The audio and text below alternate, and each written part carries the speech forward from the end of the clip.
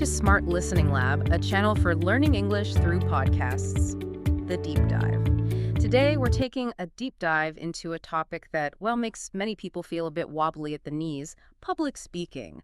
We've got this really comprehensive source document here that lays out how this skill, which can sometimes feel like some, innate superpower, is actually something anyone can learn and, yes, even master. Our mission to really dig into this guide, pull out the most practical takeaways, the insights that might surprise you, and equip you with what you need to feel genuinely more confident the very next time you need to speak up, whether that's in a meeting, a presentation, or, just a group discussion. Exactly. We're not just skimming the surface of tips here. We're going to unpack the why behind the fear, the fundamental how of preparation, and the practical steps you can implement right away. Let's dive in. So this guide starts by hitting us with why public speaking even matters. It's easy to think it's just for, TED Talk stages or political rallies, but the source paints a much broader picture, doesn't it?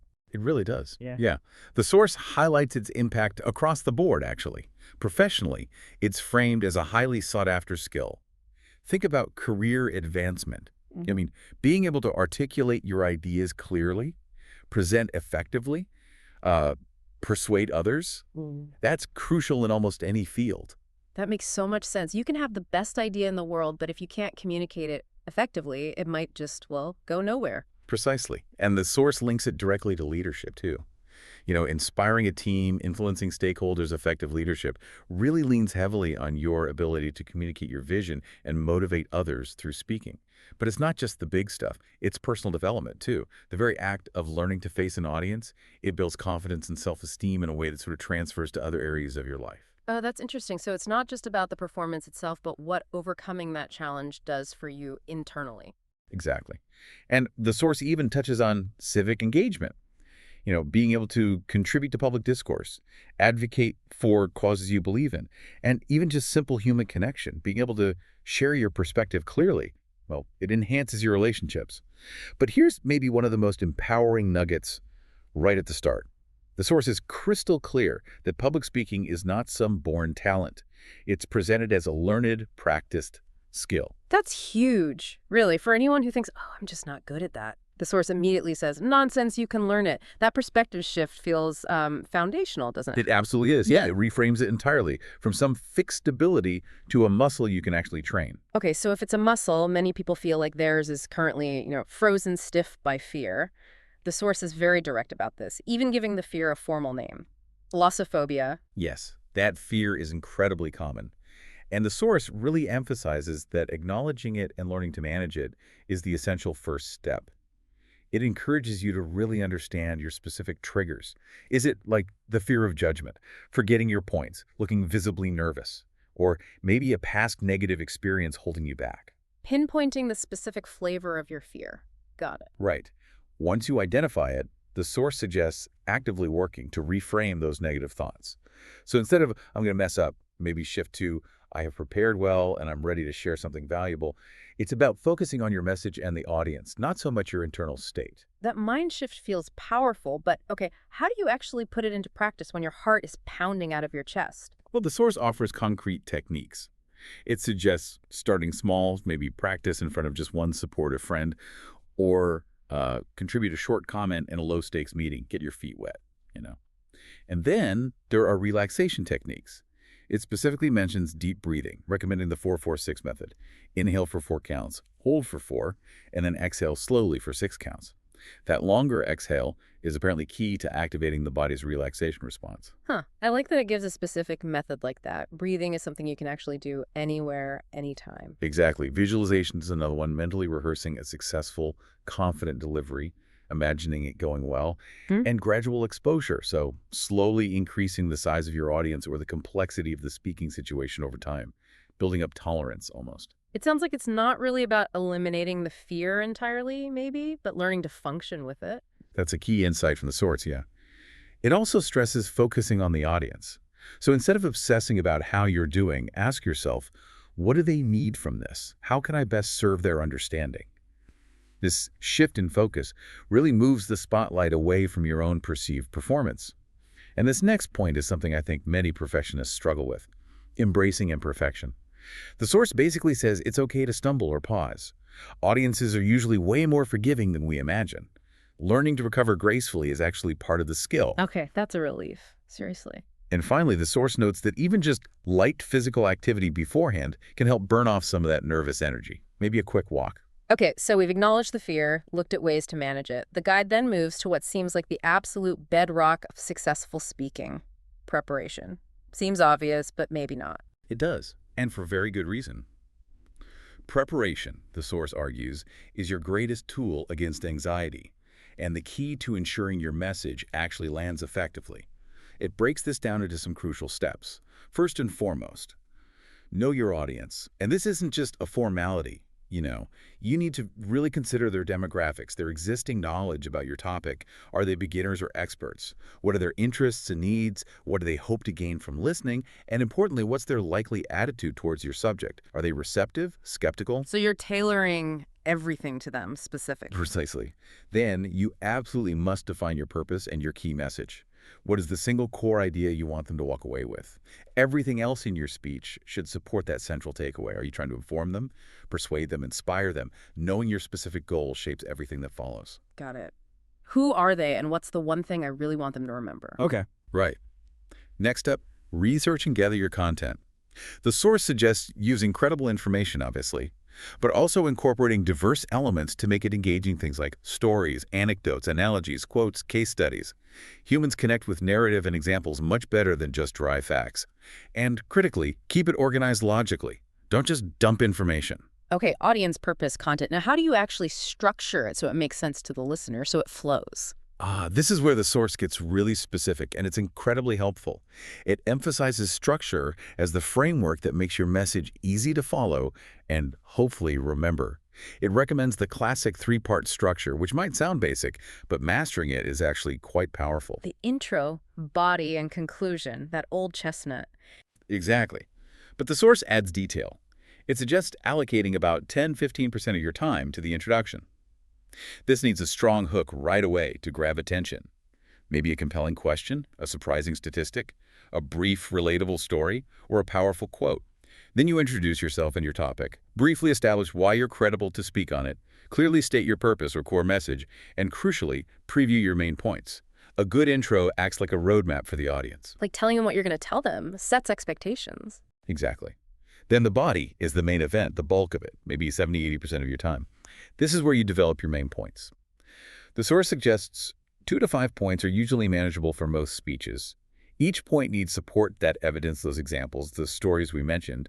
Arrange some logic, perhaps chronologically or by cause and effect or problem and solution, depending on the topic. And this is vital for flow. Use clear transitions. Phrases like, moving on to our second point, or now that we've explored X, let's consider Y, or simply, another important aspect is. These guide the audience smoothly from one idea to the next. Signposting helps too, like saying, there are 3 main reasons for this, and the first is. Right. Transitions and signposting feel like the glue that keeps the audience from getting lost along the way. They really are essential. Finally, the conclusion. About 5–10% of your time. You need to clearly signal the end-use phrases like, in conclusion, or to wrap up. Then, summarize your main points briefly. Remind them of the core message, maybe stated slightly differently for impact. If applicable, include a clear call to action. What do you want them to do as a result of your speech? Be specific, and end with a strong, memorable clincher. Maybe link back to your hook or end with a powerful thought or quote. And the source warns specifically, absolutely never introduce new information in the conclusion. It just confuses things. That structure provides such a clear backbone. Honestly, it makes the whole task feel less like climbing a huge mountain and more like following a marked trail. It provides that essential framework, definitely.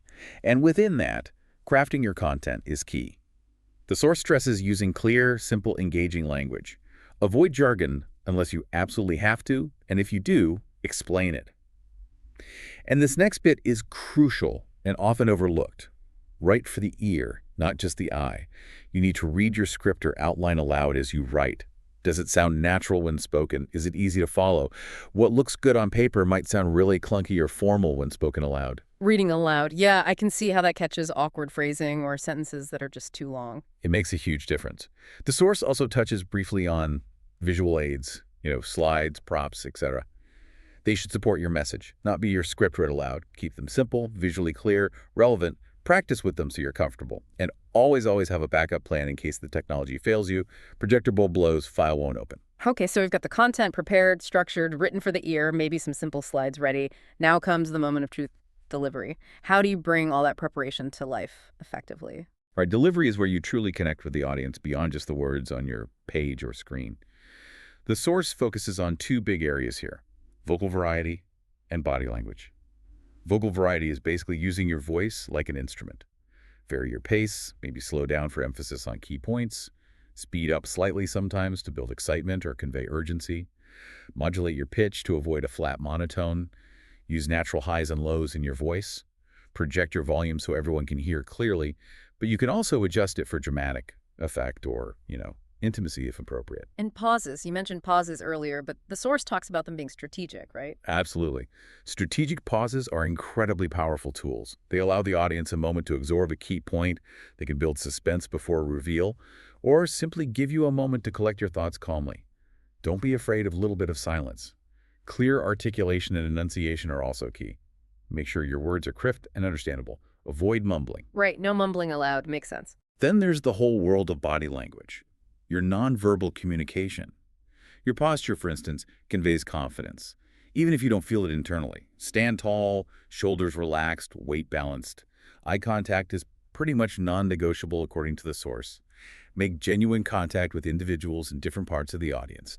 It builds rapport and actually allows you to gauge their reaction. Just avoid staring intensely at one person, or looking only at your notes, or gazing vaguely over their heads. So connecting with actual people in the room rather than just talking at the space. Exactly. Use natural, purposeful gestures that reinforce your message, not just random fidgeting or nervous habits. Let your facial expressions match the emotion and content of your words.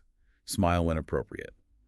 And if the space allows, purposeful movement can help engage the room. Maybe moving slightly to address a different section. Just avoid that nervous pacing back and forth like a caged tiger. Yeah, okay. It's like the whole body is part of the communication package. It absolutely is. The source also circles back to managing nerves during the speech itself. If you suddenly go blank, use that strategic pause we talked about. Take a breath. Glance discreetly at your notes. That's what they're there for. Sip water if your mouth gets dry. Find a few friendly, nodding faces in the audience to anchor you. Trust the preparation you've done. You know this stuff.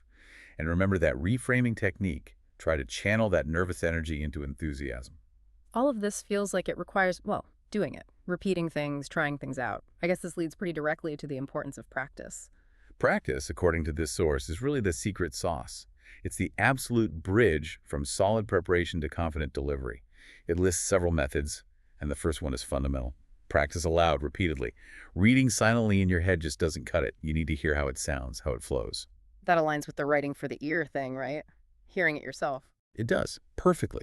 Also, time yourself during practice. Make sure you fit within the allotted time, yes, but also get a feel for the rhythm and pacing of each section. And here's a tool the source highlights as invaluable, even if it feels a bit awkward at first. Record yourself.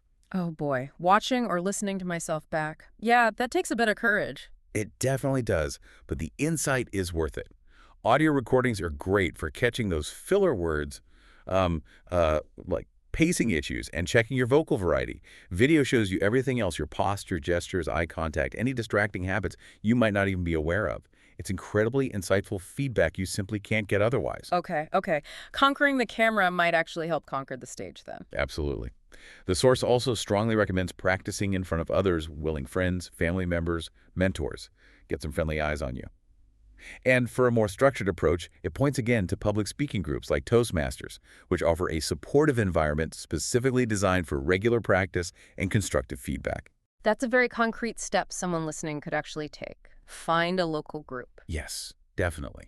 And if possible, try to simulate the actual speaking environment. If you can practice in the room where you'll be speaking, get familiar with the space, test the microphone or projector, have that backup plan ready, and focus your practice time. Don't just read it through. Maybe practice difficult sections, transitions, or the opening and closing more intensely. But here's one of the most powerful insights from the source regarding practice. Don't aim for word memorization. Aim for internalization. Internalization, what's the actual difference there? Internalization means you deeply understand your key points, the logical flow of your argument, and the core message. You know the structure so well that you can talk about the topic naturally, using your notes or a simple outline with keywords just as a guide or safety net.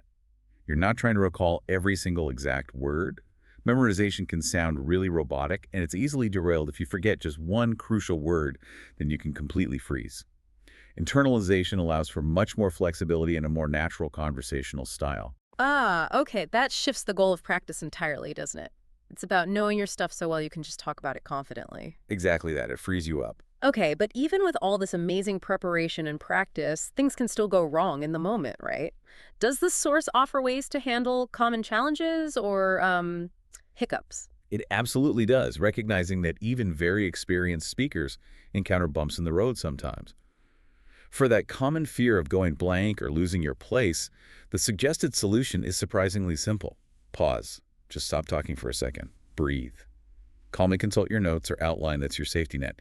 Maybe even summarize the point you just finished making to help you find your place again and regain momentum. The key is not to panic. So don't panic, just pause and find your place. Sounds manageable. Right. For those excessive filler words like the source says awareness is the first step often gained from those recordings we talked about. The remedy is then to consciously try to replace those fillers with silent pauses instead. And perhaps slow down your overall pace slightly to give yourself more thinking time. Silence is definitely better than a long string of ums. I agree. Much better. Yeah. Timing issues are also common, running way over or finishing awkwardly early. Again, practice timing helps immensely.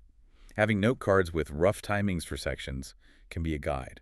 And be prepared mentally to subtly condense less crucial points if you see you're running long, or have a few extra examples or details ready to expand a section if you realize you're running short. Be flexible with your content on the fly. Okay, have some flex built in. Got it. Precisely. Technical difficulties, they happen to everyone. The source emphasizes arriving early to test equipment and always having that backup plan ready like paper handouts or just being prepared to speak effectively without slides if necessary. But the most important thing is maintaining your composure. Handling a tech glitch calmly, maybe even with a touch of lighthearted humor, actually humanizes you and can impress the audience with your grace under pressure. That's a really good point. It shows you can handle unexpected things. If you sense you're facing a disengaged audience, people looking bored or distracted, the advice is to try varying your delivery more dynamically. Maybe inject more energy, use more vocal variety, incorporate more engaging elements like a brief story, or ask a rhetorical question. Make stronger eye contact to draw them back in, and maybe quickly reassess if you're still clearly connecting your points to their interests or needs. Try to bring the energy back to them, reconnect. Exactly. Finally, handling the Q&A session effectively. The source advises anticipating likely questions as part of your preparation. Think about what people might ask. During the actual Q&A, listen carefully to the entire question before you jump in to respond. It can be really helpful to repeat or briefly rephrase a complex question. This ensures you understood it correctly and makes sure the whole audience heard it too. Be honest, if you don't know an answer, it's much better than bluffing. Just say you don't know, but offer to find out and get back to them. Stay calm and respectful, even if you get a challenging or critical question. And keep your answers reasonably concise and to the point. Wow, okay. That covers a lot of potential pitfalls right there. So once the speech is over, the Q&A is done, what's the next step according to the source? Is it just relief or is there more? Learning from the experience. Absolutely. Learning from the experience is key. The source strongly emphasizes actively seeking and then utilizing feedback. But not just asking a general, "So how was it?" which usually gets a vague fine. Ask specific questions. Was my opening engaging enough? How was my eye contact, honestly? Did you notice any distracting mannerisms or filler words I should work on? What was the single clearest takeaway message for you? What's one specific thing you think I could improve for next time? Ah, targeted questions get you targeted. Useful feedback. Makes sense. Exactly. And then listen actively and non-defensively to the answers. Thank the person for taking the time, regardless of whether the feedback is positive or critical. Then reflect on it later. Look for patterns. If multiple people give you similar feedback, that's usually a sign it's something worth paying attention to. The crucial step, of course, is actually trying to implement that feedback for your next speaking opportunity. Don't just file it away. The source also suggests actively observing other speakers, watch presentations, analyze what skilled speakers do well, and maybe notice things you might want to avoid in your own speaking. Learning from other successes and maybe their mistakes too. Yes, it's all part of what the source describes as a journey of continuous learning.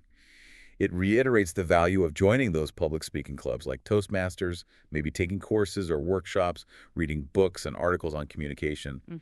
And critically, watching and analyzing great speeches like TED Talks are often mentioned. Don't just watch, but deconstruct what makes them effective. What techniques are they using? So many different ways to keep honing the skill. Right. And finally, perhaps most importantly, actively seeking opportunities to speak. Volunteer for presentations at work or in community groups, offer to lead meetings, give announcements, make toasts. The more you practice these skills in real-world situations, the more comfortable and proficient you'll naturally become. And the source reminds us to be patient and persistent with ourselves. Improvement is usually gradual, not instantaneous. Celebrate the small wins along the way. So pulling all of this together from the source, we've really seen a clear step-by-step guide emerge, haven't we? It starts with understanding why public speaking matters and learning practical ways to manage that common fear. Then, building that robust foundation through really thorough preparation, knowing your audience, having a clear purpose, gathering good content, and using that logical structure. Then bringing your content to life with dynamic vocal delivery and purposeful body language. Committing to consistent and effective practice aimed at internalization, not just memorization. Being ready to calmly address those common challenges that might pop up. Actively seeking and, crucially, using feedback. And finally, embracing this whole thing as a continuous learning journey. It really underscores that core message from the very beginning, doesn't it? Yeah. This is presented very much as a skill, not some magical gift. And this source effectively provides the blueprint, the actionable steps for anyone to develop it with focus and, well, effort. Yeah, this guide really seems to suggest that every great speaker started somewhere, maybe feeling just as nervous as anyone else, and that consistent practice is the tool that transforms that anxiety into a powerful way to connect and share ideas. So maybe the final thought for you, the listener, is this. Based on everything we've unpacked, what's the next small speaking opportunity you can look for, or perhaps even create for yourself today or this week, to put just one of these ideas into practice? It's a good question, because clear communication is incredibly powerful. And this source really drives home the idea that developing that power is genuinely within everyone's reach. Thanks for tuning in. Keep practicing, and for more English lessons, don't forget to like, subscribe, and share.